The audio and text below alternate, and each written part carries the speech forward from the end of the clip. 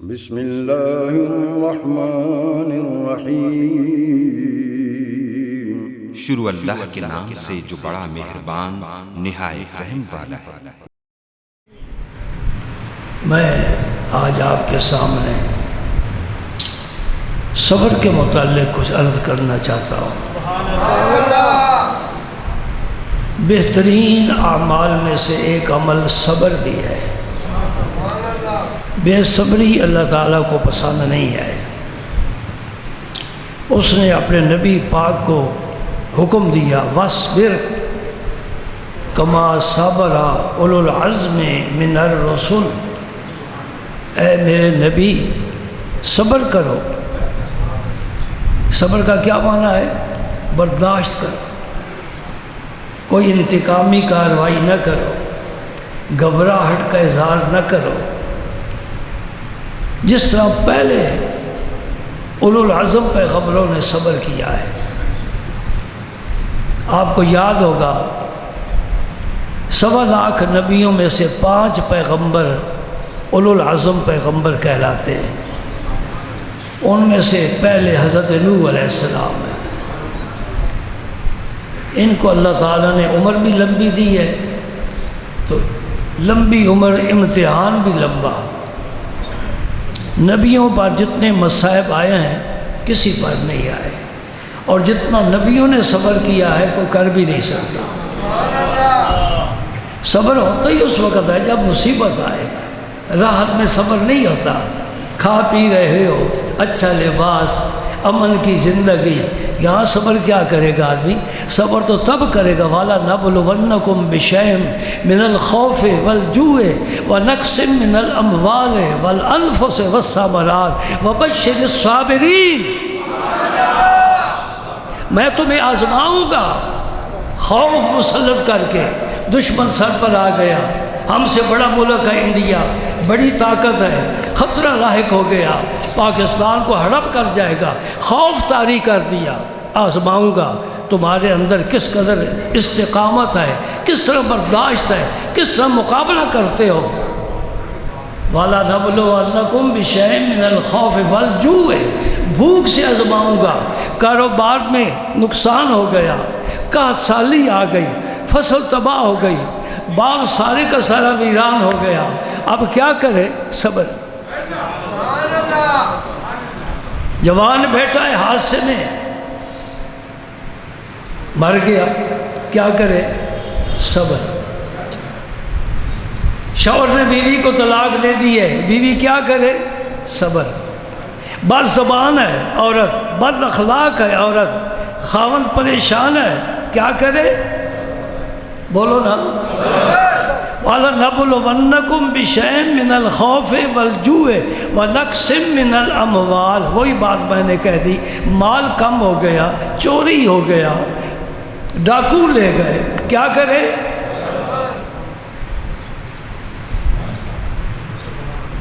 وَالْأَنفُسُ، موتیں وارے ہو گئی، بیماری آ گئی، آج ادھر مر گیا، آج وہ مر گیا، آج اس کے فاتح پر جانا ہے، آج اس کا جنازہ پڑھنا ہے۔ صبر کرو، یہ سفر صبر کے بغیر طے نہیں ہو سکتا۔ والثمرات، پھلوں کی کمی۔ فرمایا میں تمہیں آزماؤں گا، اور جو صبر کریں گے اے میرے نبی ان کو بشارت سنا دو۔ وبشر الصابرین الذین اذا اصابتهم مصیبۃ قالوا انا للہ وانا الیہ راجعون۔ یہ سارا میرے رب کی طرف سے آ رہا ہے، اور ہر چیز دست دوست رسد نکوس، دوست کے ہاتھ سے جو کچھ ملے وہ اچھا ہے۔ ہم تو اس چیز کو نہیں دیکھتے جو مل رہی ہے، دیکھتے اس ہاتھ کو جس سے وہ آ رہی ہے۔ راحت ملے شکر کرے، مصیبت آئے تو صبر کرے، اللہ پاک راضی ہو جاتے ہیں۔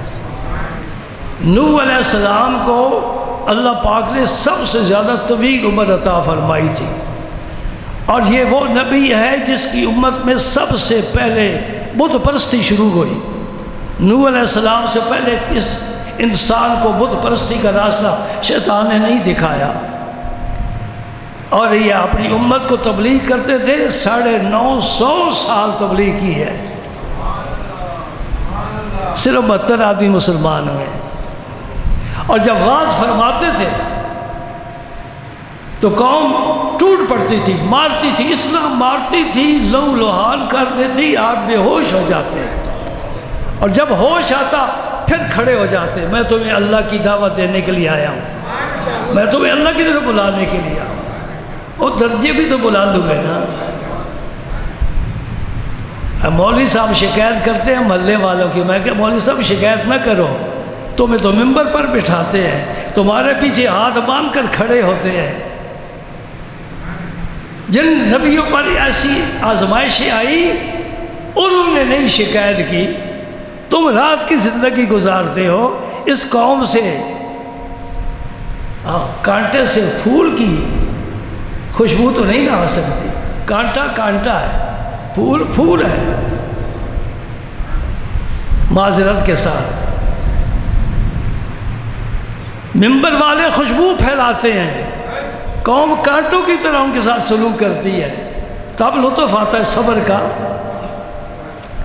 نبی پاک صلی اللہ علیہ وسلم سب سے آخر میں تشریف لائے، ان کے درمیان 3 اور پیغمبر ہیں اولو العزم، نوح علیہ السلام کے بعد حضرت ابراہیم علیہ السلام،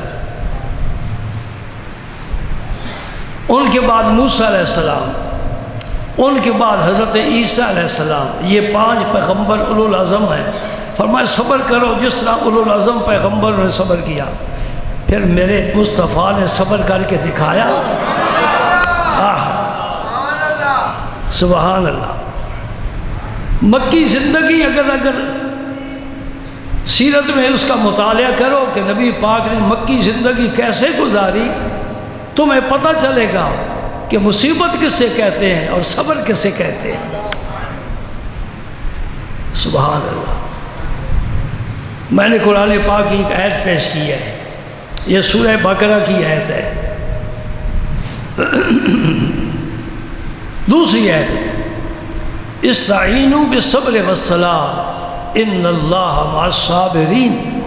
مصیبت آ جائے، پیارا دنیا سے چلا جائے، کوئی مشکل آ جائے تو پھر کیا کرو؟ نماز پڑھو، فرض نماز کے علاوہ نفل، فوراً نفل پڑھو اور صبر کرو۔ اور سیدنا عبداللہ ابن عباس سفر پر جا رہے تھے، آپ کو کسی نے راستے میں خبر دی کہ ام المومنین حضرت سیدہ میمونہ رضی اللہ تعالی عنہ کا انتقال ہو گیا۔ آپ نے فوراً سواری کو روکا، نیچے اترے، 2 نفل پڑھے، دعا مانگی۔ لوگوں نے کہا حضور یہ نفل پڑھنے کا کون سا ٹائم ہے؟ فرمایا اللہ پاک نے فرمایا استعینوا بالصبر والصلاۃ، میں نے وہ کام کیا جس کا مجھے میرے رب نے حکم دیا ہے۔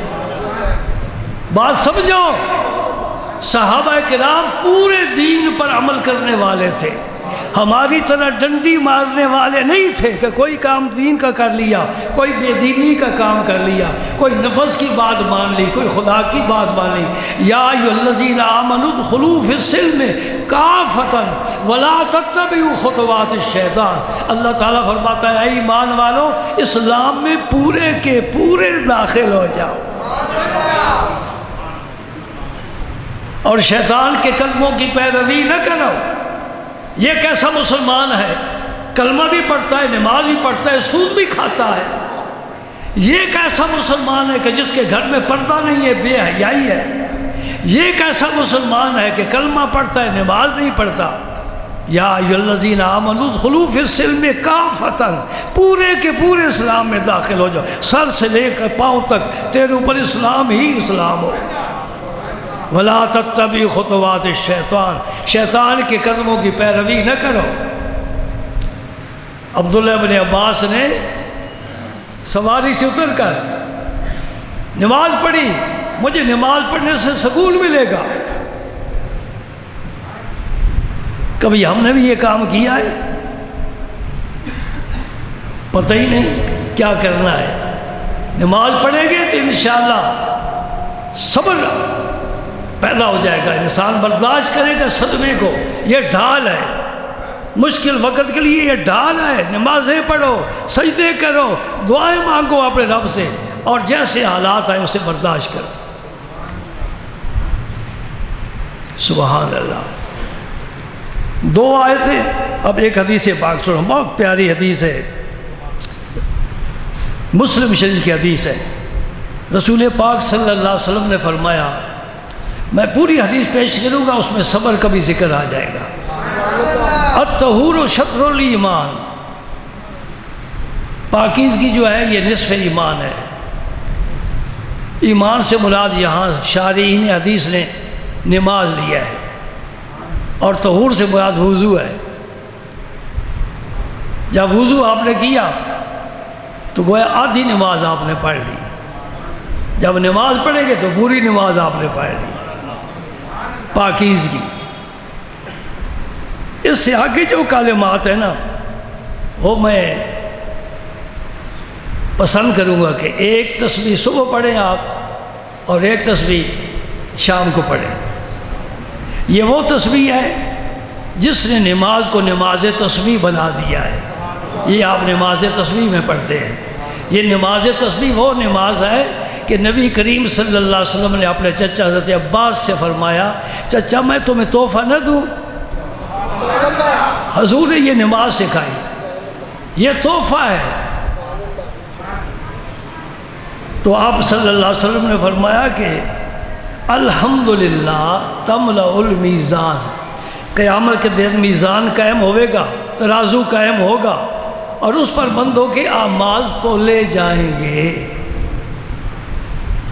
آج کل جدید دور ہے نا، نئی روشنی، لوگ عقل کے غلام ہیں۔ اقبال کہتا ہے جو عقل کا غلام ہو وہ دل نہ کر قبول۔ وہ کہتے ہیں عمل کیسے تولا جائے گا؟ بندے نے دنیا میں کام کیا ہے، یہ کیسے تولا جائے گا؟ بلڈ پریشر توڑ لیتے ہو، شوگر تول لیتے ہو، یہ کیسے تول لیتے ہو؟ اگر یہ توڑ سکتے ہو تو میرا رب ہمارے عمل بھی توڑ سکتا ہے۔ بات سمجھ میں آ گئی کہ نہیں آ گئی؟ یہ بات جدید فکر رکھنے والے لوگ سوچتے رہتے ہیں اسلام کے خلاف۔ اللہ تعالیٰ ہدایت نصیب فرمائے۔ جب نبی پر پورا یقین ہو جائے تو شیطان ایسے سوالات پیدا نہیں کرتا۔ آپ نے فرمایا کہ جو الحمدللہ، صرف تو نے الحمدللہ ایک مرتبہ کہا، اس کا اتنا اجر ہے کہ قیامت کے دن جو میزان قائم ہوگا اس کا ایک پلڑا نیکی والا یہ الحمدللہ ہی بھر لے گا۔ اب جی کرے گا نا آپ کا الحمدللہ کہنے کو؟ کب کہو گے؟ جب پانی پیو ہر گھونٹ پر الحمدللہ کہو۔ اور مجھے تو چائے پیتے ہوئے بڑے لطف آتا ہے۔ یہ چائے ایسا مشروب ہے کہ اللہ کا ذکر اس میں بڑا ملتا ہے، کیونکہ یہ ایک سانس میں نہیں پی سکتے، گرم ہوتی ہے نا چائے، تو ایک سانس پر پیالی رکھ دیتے ہیں۔ یہ جو وقفہ ہے اس میں الحمدللہ پڑھو۔ حدیث پاک بھی آتا ہے کہ جو آدمی کھانے پینے کی چیز پر الحمدللہ پڑھے اللہ پاک راضی ہو جاتے ہیں۔ اللہ کو راضی کرنے کے لیے بہترین نسخہ ہمارے ہاتھ میں ہے اگر اسے استعمال کریں گے، لیکن باقی شرطیں بھی ساتھ ہوتی ہیں نا۔ صرف منہ دھو لیا کونی نہیں دھوئی تو وضو تو نہیں نہ ہوگا۔ پورا وضو کر کے آؤ پھر نماز پڑھو، شریر پر پورے اترو، پھر الحمدللہ کہو، عرش والا راضی ہو جائے گا۔ فرمایا نبی پاک صلی اللہ علیہ وسلم نے الحمدللہ یہ میزان کو بھر لیتا ہے۔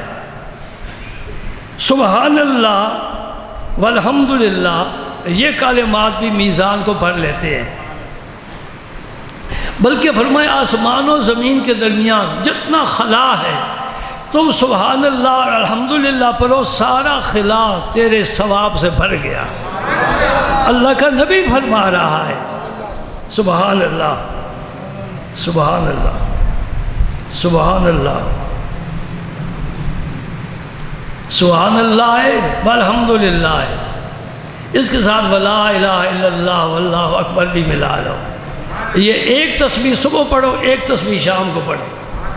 اور قیامت کو جو ثواب ملے بے شک اس میں مجھے شریک کر لینا، تمہیں اجازت ہے انشاءاللہ۔ مجھے اللہ پاک اجر عطا فرمائے گا، کیونکہ میں ہی تو تمہاری رہنمائی کر رہا ہوں نا۔ الدال علی الخیر کفاعلہ، جو خیر کی طرف رہنمائی کرنے والا ہوتا ہے وہ ایسے ہی ہے گویا خود خیر کا کام کر رہا ہے۔ اس لیے میں کہتا ہوں لوگوں کو نیکی کی تلقین کیا کرو، صبر کی تلقین کیا کرو، تاکہ وہ جو عمل کریں گے اس میں تمہارا بھی حصہ ہو جائے گا۔ بڑے کمزور ہیں، بڑے سست ہیں، دعوت نہیں دیتے، دعوت نہیں دیتے۔ اللہ اکبر۔ فرمایا الصلاۃ نور، نماز نور ہے، روشنی ہے۔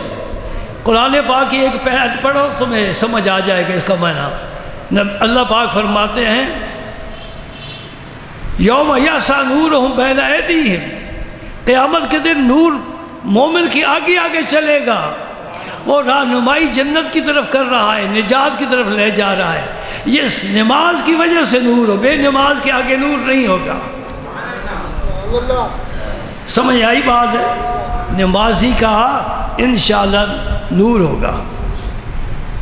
وَصَدْقَةُ بُرْهَانٌ، صدقہ دینا، اللہ کے راہ میں خرچ کرنا، یہ تو دلیل ہے اس کے ایمان کی اور نجات کی۔ انشاءاللہ اللہ پاک اسے نجات عطا فرمائے گے۔ وَالصَّبْرُ ضِيَاءٌ، فرمایا صبر روشنی ہے، صبر سے روشنی ملتی ہے، باطن تیرا منور ہو جائے گا۔ وَالْقُرْآنُ حُجَّةٌ لَكَ أَوْ عَلَيْكَ، قرآن پاک یہ حجت اور دلیل ہوگی یا تیرے حق میں یا تیرے خلاف۔ اگر اس کی تلاوت کی ہے، اس کا حق ادا کیا، اس پر عمل کیا ہے، تیرے حق میں حجت ہوگی اللہ کی جناب میں، اور اگر اس پر عمل نہیں کیا، نہیں پڑھا، تو پھر یہ تیرے خلاف حجت ہوگی۔ ایک حدیث پاک کا میں نے مطالعہ کیا ہے، نبی کریم صلی اللہ علیہ وسلم فرماتے ہیں قیامت کے دن قرآن بندے سے جھگڑے گا کہ تو نے میرا دنیا میں حق کیوں نہیں ادا کیا۔ بھئی آج سپیکر کا کوئی لطف نہیں آ رہا، مجھے زیادہ زور سے بولنا پڑ رہا ہے۔ اللہ اکبر۔ قرآن قیامت کے دن سن رہے ہو؟ آپ پڑھو نہ پڑھو تمہاری مرضی، قرآن کا کچھ نہیں جائے گا، یہ اللہ کا کلام ہے، یہ ہمارے پاس مہمان ہے، اور اس نے اٹھ جانا ہے، کعبے نے بھی اٹھ جانا ہے، علم بھی اٹھ جائے گا، بندہ پیچھے کیا رہ جائے گا؟ گندا رہ جائے گا۔ اٹھا کر پھینک دو باہر گلی میں، نئی تہذیب کے انڈے ہیں گندے۔ جو کالج، جو سکول، جو یونیورسٹی بچے کو قرآن کی تعلیم دینے کی تعلیم نہیں دیتا، وہ یونیورسٹی نہیں ہے، وہ خدا کے عذاب کا مرکز ہے۔ بات میری سمجھے رہے ہیں کہ نہیں سمجھ رہے؟ آئے ہائے، خدا کی قسم یہ ایسی کتاب ہے کہ نبی پاک کے قلب انور پر نازل ہوئی ہے، اور رسول پاک رات دن اس کی تلاوت فرماتے تھے۔ گھر میں ہیں قرآن پڑھ رہے ہیں، باہر ہیں گھر نماز پڑھ رہے ہیں، صلح کی حالت میں قرآن ہے، جنگ کی حالت میں قرآن ہے، نماز ہے قرآن ہے، نماز کے علاوہ ہے تو قرآن ہے۔ اور جس نبی نے قرآن سے اتنا پیار کیا، امت نے اس کو بھلا ہی دیا۔ قرآن کی زیارت کیا کرو، پڑھا کرو۔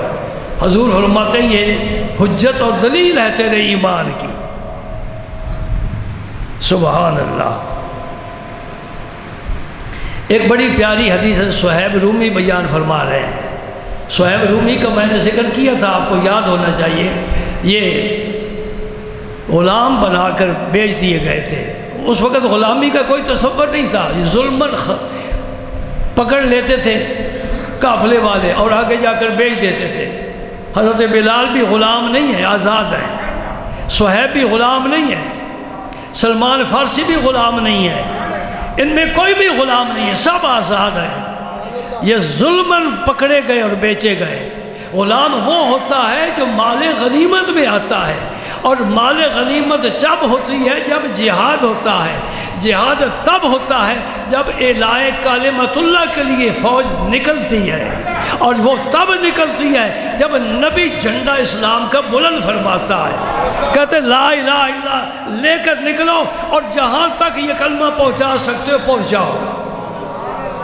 اور تجھے مجھے تو کی اور راحت کی زندگی ملی ہے، اس میں بھی سجدہ نہ کرے، اس میں بھی قرآن نہ پڑھے تو پھر بڑے ظلم کی بات ہے۔ انہوں نے جنگلوں میں راتیں گزاری، ان کی زندگی جہاد میں گزری، کہاں ملک شام ہے، کہاں مدینہ منورہ ہے، 1 مہینے کی مسافت ہے اور فوج نبی پاک لے کر شام کے ملک جا رہے ہیں۔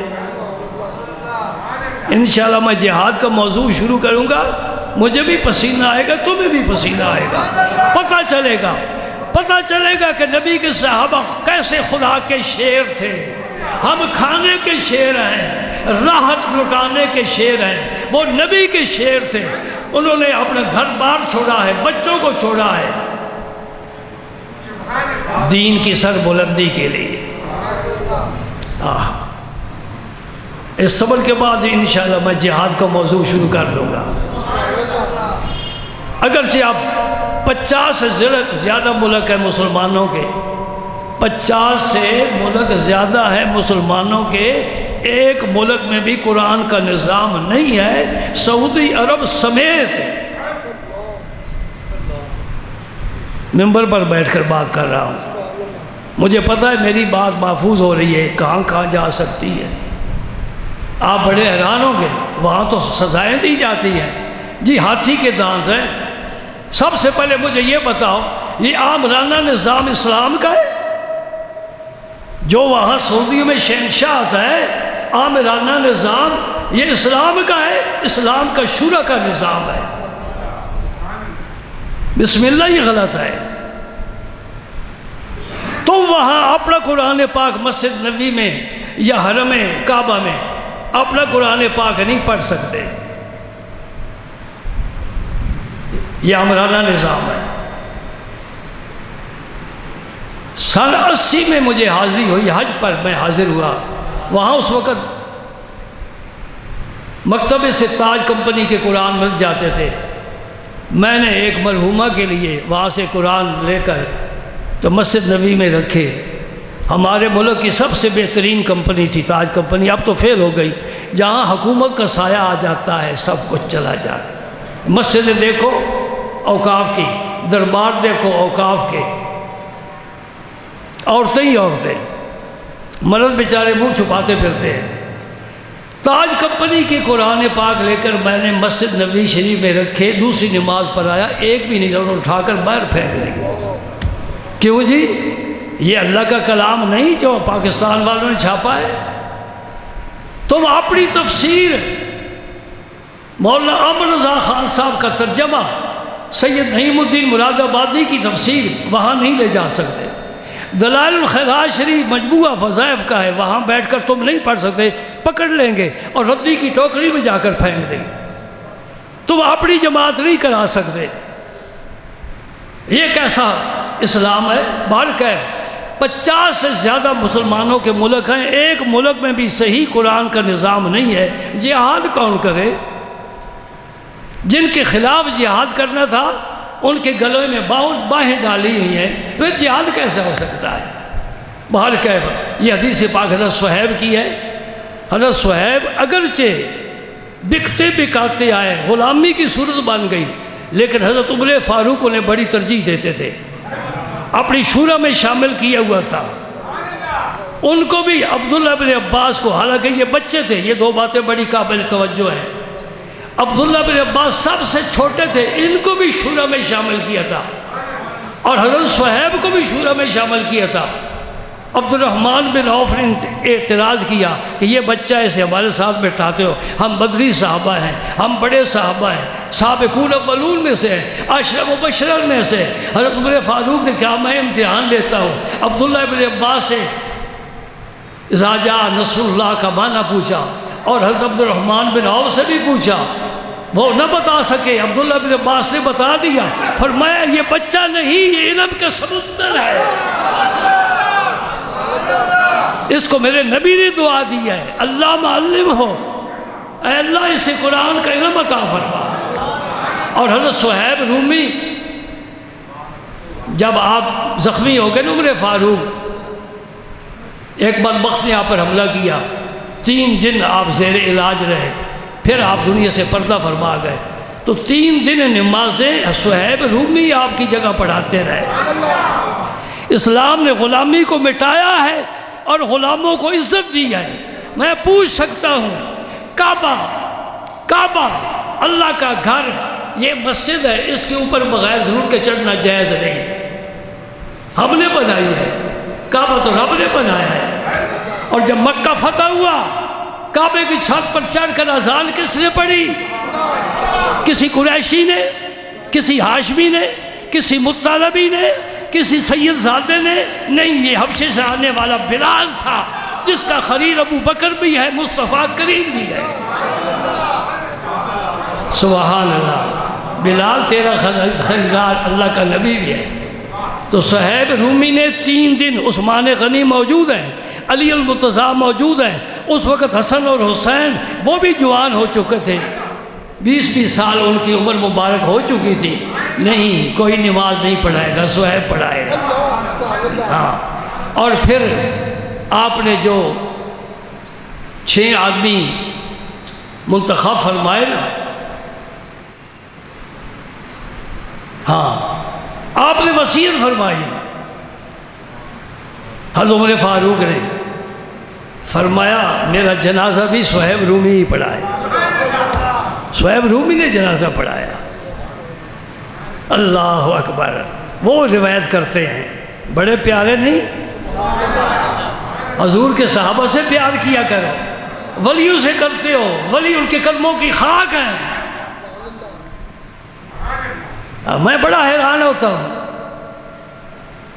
ولی اپنی جگہ پر ہیں، نبی کے صحابہ اپنی جگہ پر۔ ان ولیوں سے پوچھو، مجھ سے نہ پوچھو، وہ ولی کیا بتائیں گے، خواہ غوث اعظم ہو، خواہ ناتلی حجویری ہو، خواہ خواجہ اجمیری ہو، وہ کہیں گے صحابہ کا مرتبہ آسمان کے برابر ہے، ہم زمین پر چلنے والے۔ ولی ان کا احترام کرتے ہیں۔ صحابہ سے پیار کیا کرو، صحابہ سے پیار کیا کرو۔ انہوں نے نبی پاک کو دیکھ کر کلمہ پڑھا ہے، انہوں نے نبی پاک کے پیچھے نمازیں پڑھی ہیں، انہوں نے نبی پاک کے ساتھ جہاد کیا ہے۔ نبی پاک نے ان سے خوش طبعی فرمائی ہے، صحابہ سے خوش طبعی بھی فرماتے تھے۔ میں اگلے دن اپنے ایک ساتھی کو سنا رہا تھا، میں اپنے نبی کی تواضع، عاجزی اور اخلاق کی بلندی، ابو ذر غفاری یہ بھی اصحاب صفہ میں سے ہیں۔ اصحاب صفہ درویش قسم کے لوگ، جس طرح یہ مدرسے والے ہوتے ہیں جن پر گاڑی والا نظر نہیں ڈالتا، ہارن دے کر گزر جاتا ہے۔ میں کہتا ہوں تو ان پر نظر نہیں ڈالتا، یہ تجھ پر بھی نظر نہیں ڈالتے، ان کے نزدیک بھی تیری کوئی حیثیت نہیں ہے۔ کیوں نہیں؟ تجھے گاڑی ملی ہے، تجھے دولت ملی ہے، تجھے فیکٹری ملی ہے، تو کوٹھیوں میں رہتا ہے، یہ سارا سامان قارون کا ورثہ ہے، ان کے پاس مصطفیٰ کا ورثہ ہے، قرآن ہے ان کے پاس۔ بات سمجھ رہے ہو کہ نہیں سمجھ رہے؟ ہاں، یہ قارون کی دولت سمیٹ کر بڑا سینہ چوڑا کر کے چلتا ہے، تجھے پتہ نہیں مدرسے والوں کے پاس اللہ کا قرآن ہے، 5 وقت بعد جماعت نمازیں پڑھتے ہیں اور شر سے بچے ہوئے ہیں۔ یہ ادارہ جتنے دینی ادارے ہیں الحمدللہ ان کی 4 دیواری میں بس قرآن و حدیث ہے، قال اللہ، قال الرسول۔ ہر صہیب رومی کی حدیث بیان کر کے پھر میں اجازت چاہوں گا۔ نبی پاک صلی اللہ علیہ وسلم نے فرمایا عجباً لامر المؤمن، میرے مومن کی شان بھی نرالی ہے۔ مومن کی شان کون کہہ رہا ہے؟ اللہ کا رسول کہہ رہا ہے۔ مومن کون ہوتا ہے؟ اللہ پر، اللہ کے رسول پر ایمان لائے وہ مومن ہوتا ہے۔ نبی پاک نے اس کے ایمان کو داد دی ہے، تحسین فرمائی ہے۔ مومن کی بڑی اچھی شان ہے، اس کا ہر معاملہ ہی خیر ہے، مومن کا ہر معاملہ ہی خیر ہے، بھلائی والا ہے۔ پھر فرمایا لیس ذالک لأحد